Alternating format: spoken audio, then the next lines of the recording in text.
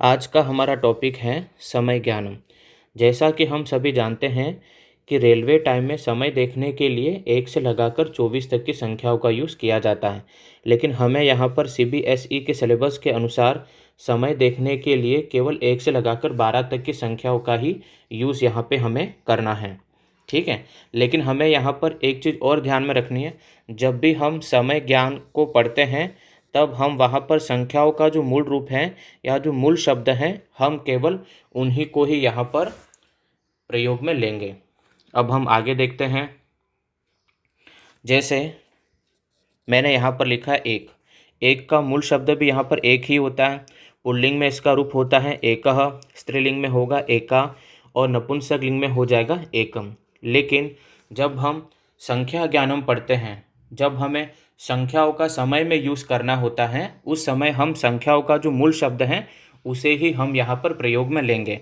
तो हम यहाँ पर ये जो मूल शब्द जो एक है उसी को ही हम यहाँ पर प्रयोग में लेंगे। दूसरा है दो। तो दो का जो मूल रूप हो जाता है यहाँ पर होगा द्वि, उसका पुल्लिंग में रूप चलेगा द्वौ, स्त्रीलिंग में द्वे और नपुंसक लिंग में भी यहाँ पर द्वे ही होता है। ठीक है, और प्रयोग में भी हम यहाँ पे मूल शब्द के रूप में केवल द्वि को ही लेंगे। फिर हम लिखते हैं यहाँ पर तीन।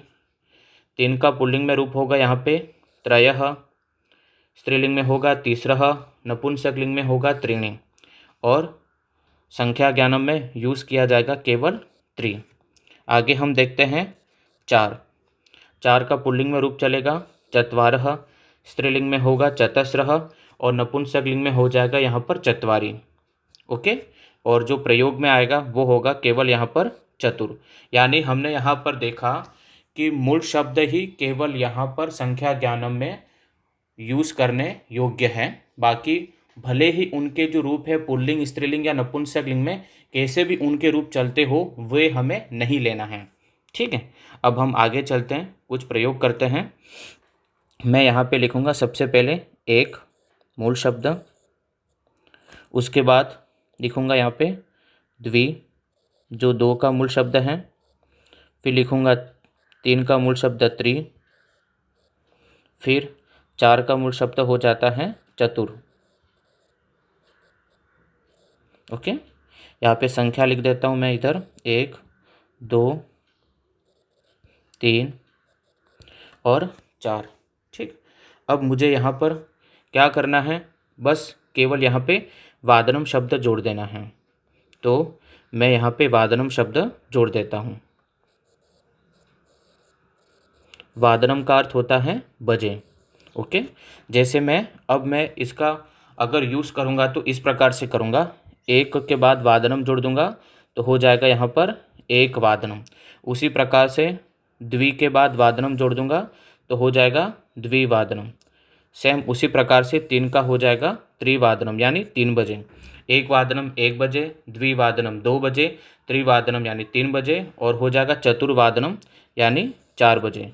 लेकिन यहाँ पर हमें एक चीज़ याद रखना पड़ेगा, क्योंकि अधिकतर जो बच्चे हैं यहाँ पे ये जो र हलंत है उसमें गलतियाँ करते हैं। बताता हूँ किस प्रकार से। जिस प्रकार से पहले हम देख लेते हैं, यहाँ पर एक प्लस वादनम करेंगे तो यहाँ पर हो जाता है एक वादनम, एक वादनम यानी 1 बजे। उसके बाद द्वि प्लस वादनम करेंगे तो दोनों को जोड़ने पर हो जाएगा यहाँ पर द्विवादनम।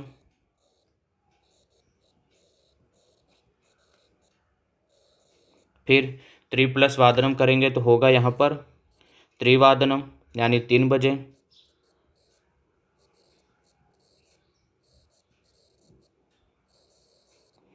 उसके बाद हम लेंगे यहाँ पर चार। तो चार का मूल शब्द होता है चतुर। तो सबसे पहले मैं यहाँ पे लिखूँगा च और तू, फिर मैं यहाँ पे जोड़ दूँगा वादनम। अब यहाँ का ये जो र है, वह र जो है वह रेफ में परिवर्तित हो जाएगा। ठीक है, तो मैं यह जो र है उसको यहाँ पर ले जाता हूँ और उसको रेफ में परिवर्तित कर देता हूँ, तो ये हो जाता है चतुर्वादनम। ठीक, उसी प्रकार से हम आगे देखेंगे। आगे जैसे 5 की संख्या लेता हूँ तो 5 का मूल शब्द हो जाता है पंच।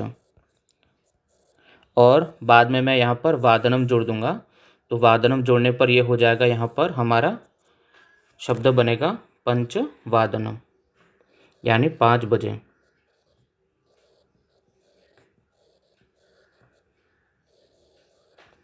अब हम आगे देखेंगे। जैसे मैं 6 की संख्या लेता हूँ, जैसे मैंने यहाँ पर लिया 6 की संख्या, और 6 का जो मूल रूप है वह है हमारा षट। उसके बाद मैं प्लस का चिन्ह लगाऊंगा क्योंकि यहाँ पर जशत्व संधि होगी, इसलिए अब मैं यहाँ पर षट प्लस वादनम इन दोनों को जोड़ूंगा। तो यहाँ पर षट और वादनम, ये ट के बाद व आने के कारण यहाँ पर जशत्व संधि हो जाएगा। तो मैं यहाँ पे लिखूँगा जशत्व संधि। अब जशत्व संधि का नियम क्या है कि जो वर्गों का जो पहला वर्ण है उसको अपने ही वर्गों का तीसरा वर्ण हो जाता है। तो यहाँ पर मैं जो षट का जो ट है वह हमारा हो गया वर्गों का पहला वर्ण। तो यहाँ पर हम लिखते हैं ये हो गया वर्गों का पहला वर्ण। अब वर्गों के पहले वर्ण को मुझे तीसरे वर्ण में परिवर्तित करना है, तो इसका तीसरा वर्ण यहाँ पर होगा ट ठ ड। तो हम यहाँ पर कर देते हैं ट ठ और ड। अब यहाँ पर हम देखते हैं ये जो ट जो है वो हलंत है। अब ट हलंत होने पर यहाँ पर ये जो ड है वह भी हलंत हो जाएगा। ओके, अब हम ऊपर से ले लेते हैं यहाँ पर श को, यहाँ से हम श को ले लेते हैं, ये हो गया षड, और यहाँ से हम जोड़ देंगे वादनम को।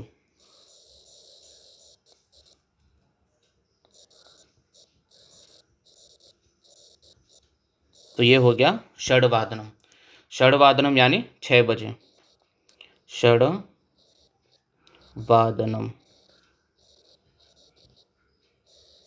ओके, चलो अभी हम आगे बढ़ते हैं। इसी प्रकार से आगे देखेंगे। जैसे मैंने यहाँ पे 7 लिखा, तो मूल शब्द यहाँ पे 7 का होगा सप्त, और बाद में मुझे जोड़ देना है वादनम, तो हो जाएगा सप्तवादनम यानी 7 बजे। उसी प्रकार से मैं यहाँ पे 8 लिखूँगा। 8 का जो मूल शब्द होगा वह होगा अष्ट, बाद में वादनम जोड़ दूँगा तो हो जाएगा अष्टवादनम। ठीक उसी प्रकार से 9 का होगा यहाँ पर नव, बाद में वादनम जोड़ दूँगा तो हो जाएगा नववादनम यानी 9 बजे। ठीक उसी प्रकार से 10 का होगा मूल शब्द 10 ही रहेगा यहाँ पे, फिर बाद में वादनम जोड़ दूँगा तो हो जाएगा यहाँ पे 10 वादनम। आगे देखते हम लोग यहाँ पर 11। 11 का मूल शब्द है एकादश, तो होगा यहाँ पर एकादश, बाद में जोड़ दूंगा यहाँ पर वादनम, तो हो जाएगा एकादश वादनम यानी 11 बजे। ठीक उसी प्रकार से 12 लेते हैं। 12 का मूल शब्द हो जाएगा द्वादश, लिख देते हैं हम यहाँ पर द्वादश, और बाद में जोड़ देते हैं यहाँ पर वादनम। बस हमें केवल उसका जो मूल शब्द है वह याद रखना है। जैसे यहाँ पर होता है मूल शब्द सप्त, इसका है अष्ट, यहाँ पे 9, इधर 10, और इधर होगा एकादश यानी 11, यहाँ पर होगा द्वादश यानी 12। ठीक है, अब हम आगे बढ़ते हैं और यहाँ पे पादोन, सपाद और सार्ध, इसको हम देखते हैं। अभी मैं यहाँ पर 60 मिनट का एक सर्कल बनाता हूँ। ठीक है, आपको इस सर्कल को मानना है कि ये 60 मिनट का एक सर्कल है।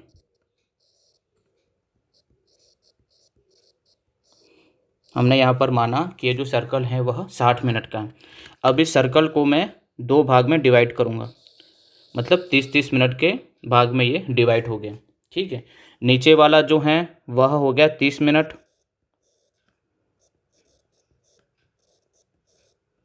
ओके, अब ऊपर वाला जो 30 मिनट है उसको मैं फिर से 2 भाग में डिवाइड करूँगा। ओके, तो ये वाला जो पार्ट है वो हमारा होगा प्लस चिन्ह वाला, और ये वाला जो होगा उसको हम माइनस के रूप में देखेंगे। तो यहाँ पर हम देखते हैं ये वाला जो पार्ट है वह हमारा हो गया 15 मिनट अधिक। ये हो गया 15 मिनट अधिक। यहाँ पे ये जो प्लस का चिन्ह है उसका मतलब हमें अधिक समझना है, ठीक है। और यहाँ पर ये माइनस का चिन्ह है उसका मतलब हमें कम समझना है। यहाँ पर हम लिखेंगे 15 मिनट कम।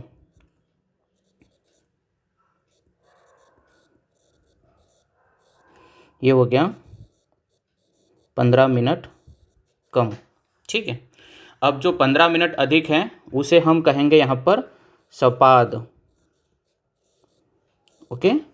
और जहाँ पर अब ये जो 30 है उसको भी हम प्लस में ही मानेंगे, और जहाँ पर 30 मिनट अधिक हैं उसको हम कहेंगे सार्ध। तो यहाँ पर लिख देते हैं सार्ध, ओके। उसके बाद हम यहाँ पर देखते हैं 15 मिनट कम, उसको हम कहेंगे यहाँ पर पादोन। तो ये हो गया। यदि 15 मिनट अधिक है तो उसको कहेंगे सपाद, और यदि 30 मिनट अधिक है तो उसे कहेंगे सार्ध, और यदि 15 मिनट कम है तो उसे हम कहेंगे यहाँ पर पादोन, ठीक है। चलो अभी हम इसको और भी ज़्यादा डिटेल में समझते हैं। जैसे अब यहाँ पर हम देखते हैं कि इसका नाम सपाद ही क्यों पड़ा। अभी हमने 60 मिनट का एक सर्कल बनाया, उस सर्कल को हमने 2 भाग में डिवाइड किया, तो ये जो नीचे वाला जो पार्ट है वह हो गया उसका आधा हिस्सा। क्या हो गया? आधा हिस्सा, ठीक है। अब इसी आधे हिस्से को अब हम सार्ध में कैसे कन्वर्ट किया, तो सबसे पहले ये जो सार्ध है उसको हम विग्रह करेंगे। विग्रह करने पर ये क्या हो जाएगा, हमारे यहाँ पर हो जाएगा स प्लस अर्ध, ओके।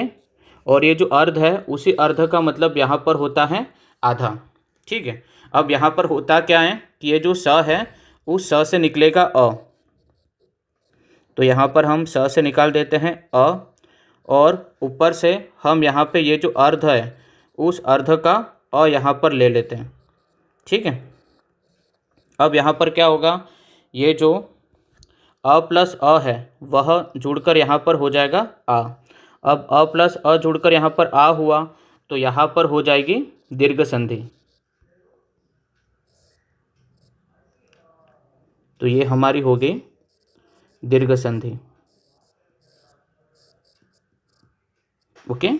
अब ये जो आ है उस आ में हम स को जोड़ देंगे, तो हमने ऊपर से ये ले लिया स, उसमें हमने आ को जोड़ दिया, तो ये हो गया सा, ओके। उसके बाद हमें क्या करना है, यहाँ ऊपर से लेना है ध और र का रकार, यहाँ से ले लेते हम ध और रकार दोनों, तो ये हो गया हमारा सार्ध, ठीक है। अब सार्ध में ये जो स है उस स का अर्थ हो जाता है साथ या युक्त अर्थ में। इसका अर्थ होगा साथ या युक्त अर्थ में। और अर्ध का मतलब जैसे मैंने पहले कहा था आधा, तो सार्ध का मतलब यहाँ पर हो जाता है 30 मिनट अधिक, ओके। इसको हम लिखेंगे 30 मिनट अधिक, ओके। जैसे हम सविनयम कहते हैं तो वहाँ पे सविनयम में जो स है उसका मतलब भी साथ होता है, वहाँ पर अव्ययीभाव समास हो जाता है, विनयेन सहितम सविनयम। उसी प्रकार हिंदी में भी देखते हैं, ठीक है, सपरिवार मतलब परिवार के साथ। तो उसी प्रकार से यहाँ पर स का अर्थ होता है साथ या युक्त अर्थ, और अर्ध का मतलब हो जाता है यहाँ पर आधा, ठीक है। तो ये इसी प्रकार से ये दीर्घ संधि करने पर हमारा जो शब्द बना सार्ध। उसी प्रकार से हम आगे देखते हैं यहाँ पर सपाद, ठीक है। सबसे पहले हम देखते हैं ये पाद मतलब है क्या, ठीक है। पाद यानी ये जो मैंने 60 मिनट का ये जो सर्कल बनाया उस सर्कल को मैंने आधे पार्ट में डिवाइड किया है, और फिर उसके बाद ऊपर का जो आधा पार्ट है उसको फिर से मैंने उसके 2 पार्ट कर दिए। तो मतलब ये जो सर्कल है वह उस सर्कल का ये जो हिस्सा है वह हो गया 1/4, ठीक है। अब इसी 1/4 वाले जो हिस्सा है उसी को ही हम यहाँ पर पाद कहते हैं, ठीक है। और उसी पाद को संस्कृत में चतुर्थांश भी कहा जाता है। क्या कहा जाता है? चतुर्थांश। यानी चतुर्थांश का मतलब होता है चौथा हिस्सा, तो हम यहाँ पे लिख देते हैं चतुर्थांश। ओके, अब यहाँ पर क्या होगा, ये जो पाद है उस पाद को ये भी कहा जाता है, जैसे मैंने 4 लाइन का कोई तो भी श्लोक लिया, उस 4 लाइन के श्लोक में जो एक लाइन है, उस 4 लाइन के श्लोक में जो एक लाइन है, उस एक लाइन को भी पाद कहा जाता है। ठीक है, तो यहाँ पर ये पाद मतलब हो गया 1/4 यानी चौथा हिस्सा हो गया। स मतलब होता है युक्त, यानी चौथे हिस्से से युक्त को हम यहाँ पे सपाद कहते हैं। ठीक है, और यदि उसको इजी तरीके से समझना है तो हम कहेंगे 15 मिनट अधिक यानी सपाद। ठीक है, अब हम आगे बात करते हैं पादोन की। ठीक है, कि ये पादोन बना कैसे। तो सबसे पहले हम यहाँ पे शब्द लेते हैं पाद। ओके, मैंने यहाँ पे लिख दिया पाद प्लस किया यहाँ पर ऊनम। ओके, और ऊनम का अर्थ होता है यहाँ पर कम। ओके, अब यहाँ पर ये जो पाद है उसका मतलब हो गया 1/4 यानी हो गया चतुर्थांश। ठीक, अब यहाँ पर हम द से निकालेंगे अ।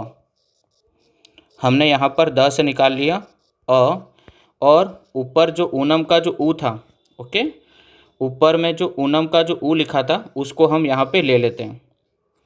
तो यहाँ पर लिखते हैं ऊनम का ऊ, जिसको हमने ऊपर से ले लिया, अ प्लस ओ करके ये हो गया हमारा ओ। ठीक है, अब इस ओ को क्या करेंगे, हम हलंत द में जोड़ देंगे।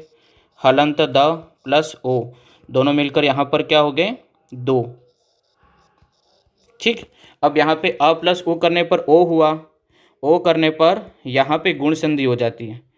कौन सी संधि होती है, गुण संधि। तो मैं यहाँ पे संधि का नाम भी लिख देता हूँ, गुण संधि। गुण संधि। ओके, अब हम क्या करेंगे, ये जो ऊपर से हम पा को ले लेंगे, यहाँ पर ये हो गया पा,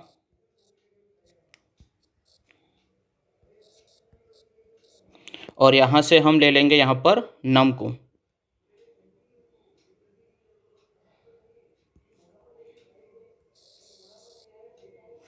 तो यहाँ से हमने ले लिया नम, तो ये शब्द हमारा बना पादोनम। पादोनम। हम यहाँ पे चाहे तो ऊनम को हटा देते हैं, हलंत जो म है उसको हटा देते हैं, क्योंकि यहाँ पे मूल शब्द न ही है इसलिए। तो हम यहाँ पे लिखेंगे ऊन, यानी पादोन यानी 15 मिनट कम। ओके, चलो अभी हम आगे बढ़ते हैं, क्योंकि मूल शब्द यहाँ वहाँ पर ऊन था इसलिए। ओके, चलो, तो इसी के साथ में हमारा ये जो पादोन है वह शब्द हमारा यहाँ पे बन गया। ठीक, अभी हम आगे लेते हैं और इसके कुछ एग्जाम्पल हम यहाँ पर देखते हैं। जैसे सबसे पहले एग्जाम्पल हम यहाँ पर लेते हैं सपाद का। ओके, एक एग्जाम्पल है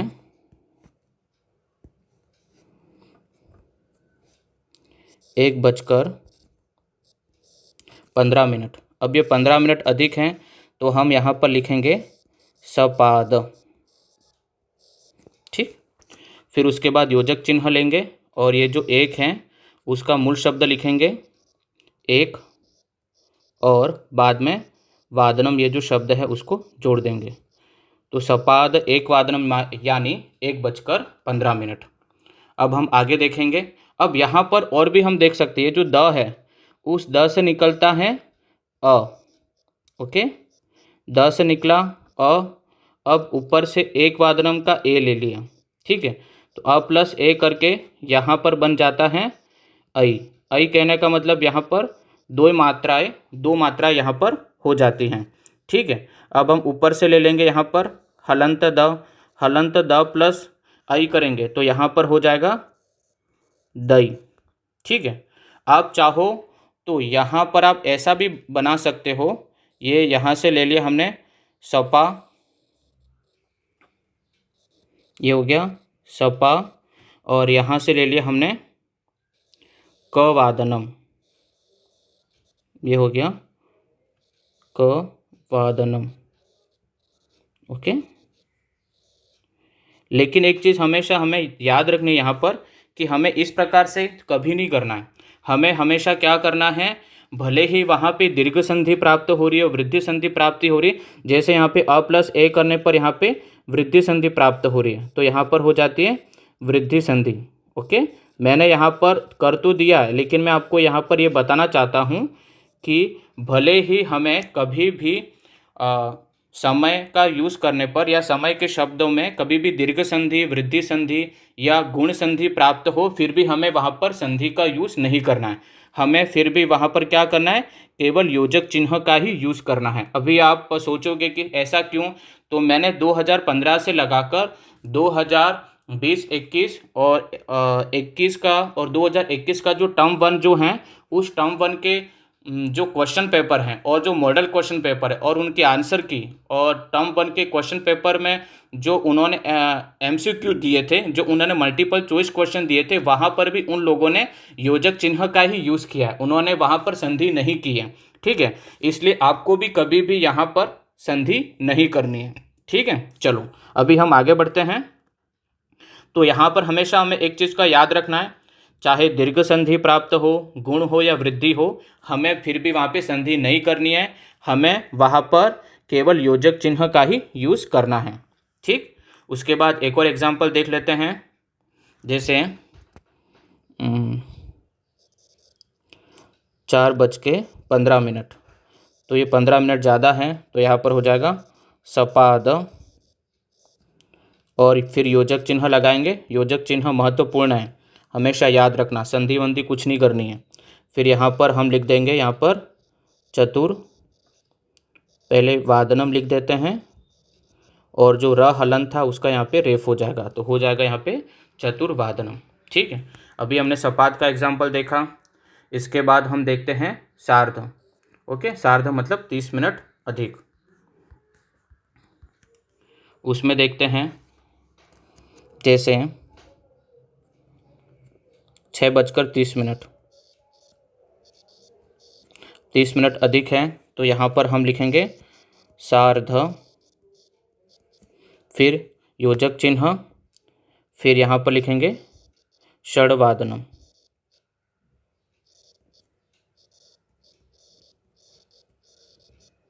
ओके, नेक्स्ट एग्जाम्पल है 5:30, 5:30। यहाँ पे 30 मिनट का होगा, यहाँ पर सार्ध, योजक चिन्ह के बाद पंचवादनम।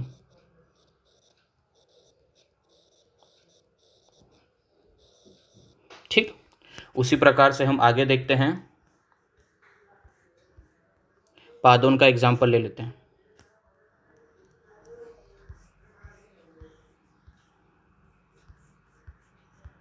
ओके, पादोन में जैसे 2:45।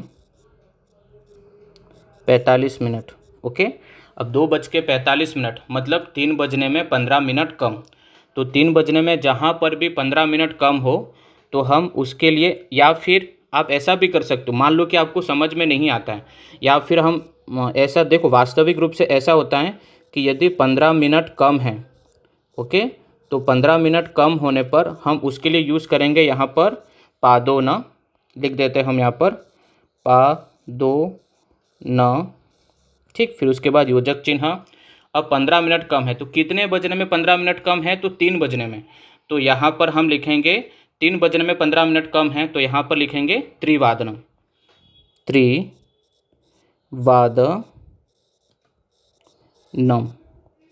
ठीक है, वास्तविक रूप से देखो तो पादोन मतलब होता है 15 मिनट कम ही, लेकिन मान लो फिर भी आपको बार बार आप भूल जाते हो, आपको याद नहीं रहता है, तो आप क्या कर सकते हो, जहाँ पे 45 दिख जाए वहाँ पर आप डायरेक्ट पादोन ऐसा भी कर सकते हो। ठीक है, ये भी ट्रिक है, लेकिन वास्तविक रूप से पादोन का मतलब 15 मिनट कम ही होता है। ठीक, आगे देखते हैं हम यहाँ पर 9:45। ओके, अब यहाँ पर भी ये 15 मिनट कम है, कितने बजने में 15 मिनट कम है, तो 10 बजने में 15 मिनट कम है, तो सबसे पहले हम यहाँ पे लिखेंगे पादोन, फिर योजक चिन्ह, 10 बजने में 15 मिनट कम है, तो 10 का मूल शब्द 10 ही रहेगा, बाद में वादनम जोड़ दूंगा। तो हो गया पादोन दशवादन। ओके, कुछ लास्ट ईयर के जो क्वेश्चन हैं उसे सॉल्व करते हैं। हमारे पास पहला जो सेट है वह है CBSE board term 1 exam question paper 2021 और 22। उस समय का जो पेपर पैटर्न था वो MCQ था। ठीक है, तो हमारे पास क्वेश्चन है 7:30 मतलब सार्ध सप्तवादने आएगा आंसर इसका, सार्ध सप्तवादने और राइट हो जाएगा। फिर है 8 का हो जाएगा अष्टवादने, ब राइट हो जाएगा। फिर है 8:45 मतलब 9 बजने में 15 मिनट कम, तो होगा पादोन नववादने, स राइट हो जाएगा। फिर आगे हैं 9:30 तो यहाँ पर हो जाएगा सार्ध नववादने, द राइट हो जाएगा। आगे देखते हैं हम यहाँ पर 12:15 मतलब सपाद, सपाद द्वादश वादने, किधर मिल रहा है यहाँ पर, तो अ राइट हो जाएगा। फिर आगे देखते हैं CBSE board term 1 sample question paper 21-22 मतलब 2021-22। ठीक है, 8 का होगा अष्टवादने, 4:45 तो होगा पादोन पंचवादने, स राइट हो जाएगा। फिर आगे देखते हम यहाँ पर 7:30 तो होगा सार्ध सप्तवादने। फिर आगे हैं 6:15 तो होगा सपाद षड्वादने, द राइट हो जाएगा। फिर आगे देखते हैं हम यहाँ पर 1:15 तो होगा सपाद एकवादने, ब राइट हो जाएगा। आगे हम देखते हैं CBSE सैम्पल क्वेश्चन पेपर 2020-21, उसमें है 5:30 तो यहाँ पर हम देखेंगे सार्ध पंचवादने, सार्ध पंचवादने और राइट हो जाएगा। फिर हैं 6 बजे तो यहाँ पर होगा षड्वादने, स राइट हो जाएगा। आगे हैं 7:30 तो इसका होगा सार्ध सप्तवादने और राइट हो जाएगा। आगे हैं 4:30 तो होगा सार्ध चतुर्वादने, सार्ध चतुर्वादने, ब राइट हो जाएगा। उसी प्रकार से आगे देखते हैं हम यहाँ पर 8:45 मतलब 9 बजने में 15 मिनट कम, तो होगा पादोन नववादने, तो यहाँ पे स राइट हो जाएगा। ठीक, उसी प्रकार से अभी आपने यहाँ पर देखा होगा कि CBSE सैम्पल क्वेश्चन पेपर 2020-21 का जो पेपर पैटर्न था वो MCQ में था। यहाँ पर भी CBSE board term 1 sample question paper ये भी MCQ में था, और जो बोर्ड एग्ज़ाम में जो आया था वो भी MCQ में था। लेकिन इसके पहले यानी 2019-20 का यदि हम सेट JEE को देखते हैं तो वहाँ पे MCQ में पेपर पैटर्न नहीं था। ठीक है, तो जो पेपर पैटर्न बोर्ड के अकॉर्डिंग था मैंने उसी टाइप के क्वेश्चन यहाँ पे लिए हैं, सेम टू सेम। ठीक है, और बाकी आप इस वीडियो को रोककर इसका आप स्क्रीनशॉट ले सकते हो और स्क्रीनशॉट लेकर आप आगे जो है वो प्रैक्टिस कर सकते हो। ठीक है, ये हैं CBSE board exam question paper 2019-20 set JEE। ठीक है, उसके बाद ये जो हैं सेट JEE है और ये वाला सेट हो जाएगा JEE 1। ठीक है, ये भी CBSE board exam question paper 19-20 set JEE 1 है। उसी प्रकार हम आगे देखेंगे, ये है हमारा सेट JEE 2। ठीक है, आगे देखते हैं हम यहाँ पर CBSE board sample question paper 19-20, फिर CBSE board exam question paper 2019 set हैं JMS। आगे देखते हैं CBSE board exam question paper 2019 set हैं JMS 1। ठीक है, और ये केवल JMS था, यहाँ पर है 1 भी है। ठीक है, ये वाला सिर्फ JMS है और ये वाला हो जाता है 1। फिर आगे हम देखते हैं CBSE board sample question paper 2018-19, फिर CBSE board sample question paper 2017-18। आगे हैं CBSE board exam question paper 2018 series है TYM। ओके, तो आप इसी प्रकार से ये जो वीडियो है उसको आप रोक कर स्क्रीनशॉट लेकर इसके आप और भी ज़्यादा प्रैक्टिस कर सकते हो। इसी के साथ में हमारा समय का ये जो चैप्टर है वह समाप्त होता है।